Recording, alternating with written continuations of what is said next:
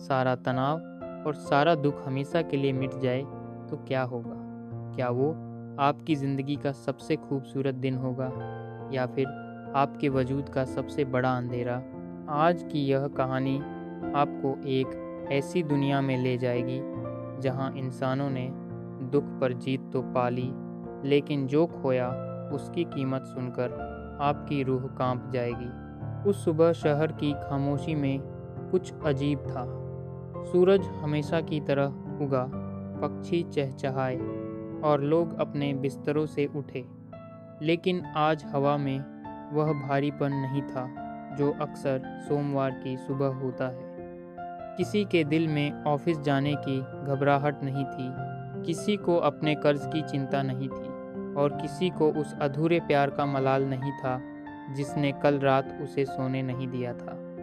आज शहर शांत था, लेकिन यह शांति सुकून देने वाली नहीं बल्कि डरा देने वाली थी। जैसे जैसे दिन चढ़ा, लोगों को एहसास हुआ कि आज कुछ बहुत बड़ा घटित हुआ है। दुनिया से दुख का वजूद ही खत्म हो गया था।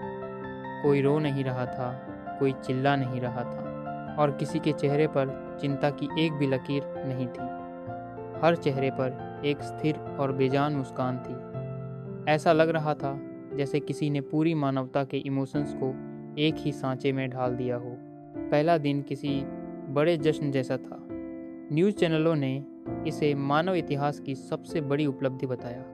वैज्ञानिकों ने कहा कि हमने आखिरकार उस जीन को ढूंढ लिया है जो इंसानों को दर्द देता है। सोशल मीडिया पर चारों तरफ खुशी के संदेश थे।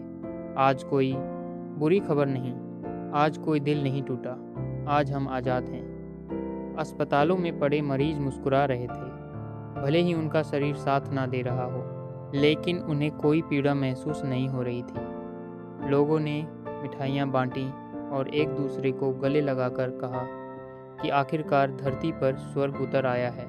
लेकिन दूसरे दिन की दोपहर तक नशा उतरने लगा। बाजार खुले थे, काम हो रहा था, लेकिन वहाँ कोई जुनून नहीं था। दुकानदार और ग्राहक के बीच कोई मोल भाव नहीं था, क्योंकि किसी को नुकसान का डर ही नहीं था। दफ्तरों में लोग बैठे थे, लेकिन वहाँ कोई कंपटीशन नहीं था, क्योंकि किसी को पीछे रह जाने का डर नहीं था। जिंदगी एक ऐसे तालाब की तरह हो गई थी जिसका पानी बिल्कुल स्थिर हो गया हो, न कोई लहर, न कोई गहराई। तीसरे दिन इस बदलाव का असर कला पर दिखने लगा। शहर का एक मशहूर लेखक जो अपनी कहानियों से लोगों की आंखों में आंसू ला देता था, अपने कमरे में बैठा था। उसके सामने रखा कागज़ पूरी तरह सफ़ेद था। उसने लिखने की बहुत कोशिश की, लेकिन उसके पास लिखने के लिए कोई सवाल ही नहीं बचा था। उसे एहसास हुआ कि उसकी हर कहानी किसी न किसी दर्द से जन्मी थी। बिना दुख के उसके शब्द बेजान थे। उसे महसूस हुआ कि उसकी रचनात्मकता असल में उसके घावों की उपज थी, और अब जब घाव भर गए थे तो उसके भीतर का कलाकार भी मर चुका था। चौथे दिन संगीत की दुनिया खामोश हो गई। एक गायक रिकॉर्डिंग स्टूडियो में खड़ा था।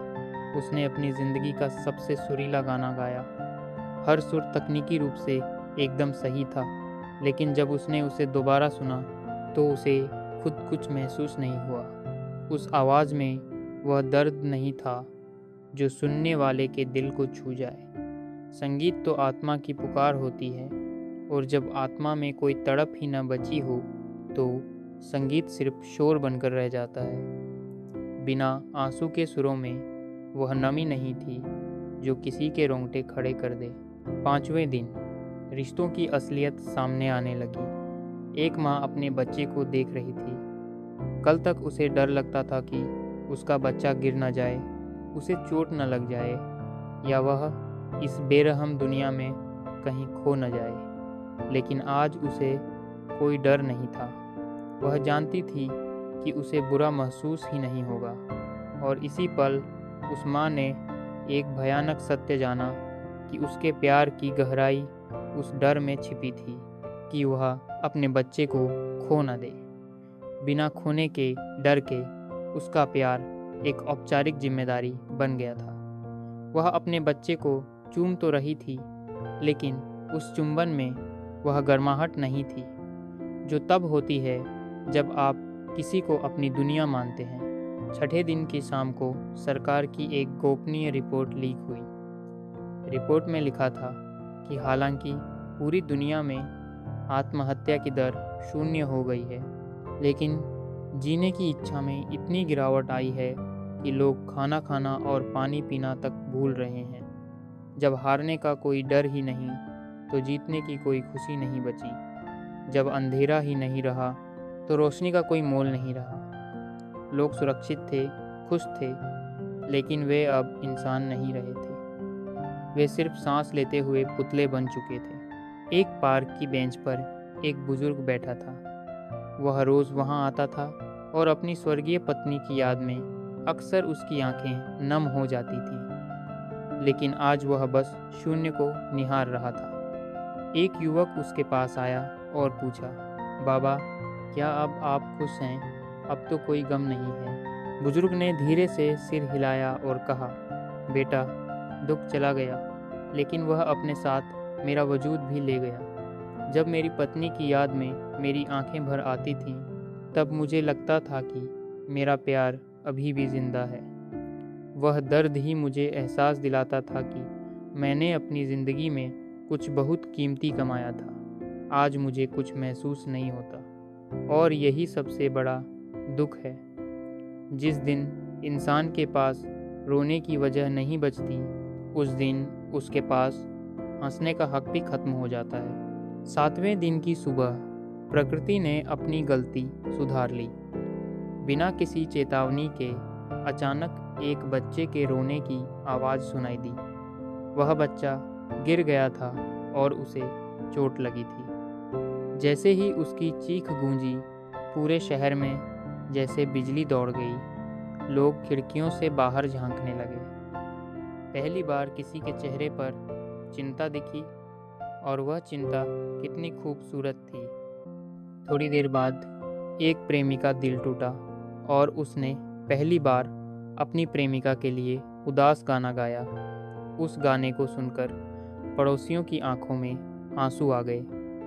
उन आंसुओं में एक ऐसी चमक थी जो 7 दिनों की नकली मुस्कान में कहीं नहीं थी। लोग फिर से एक दूसरे के गले लगकर रोने लगे, और उस रोने में एक जुड़ाव था।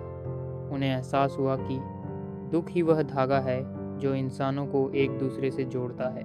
शाम होते होते पूरी दुनिया फिर से पुरानी दुनिया बन गई। समस्याएं वापस आ गई थी, संघर्ष वापस आ गया था, और डर भी वापस आ गया था। लेकिन इस बार लोगों ने अपने दुख को गाली नहीं दी, उन्होंने उसे गले लगाया। उन्होंने समझा कि उनकी ज़िंदगी की किताब में अगर काले अक्षर न हों, तो सफ़ेद पन्नों पर कुछ भी पढ़ा नहीं जा सकता। दोस्तों, ज़िंदगी सिर्फ उजाले का नाम नहीं है। एक मुकम्मल इंसान वही है जिसने धूप की तपिश भी झेली हो और छाँव का आनंद भी लिया हो।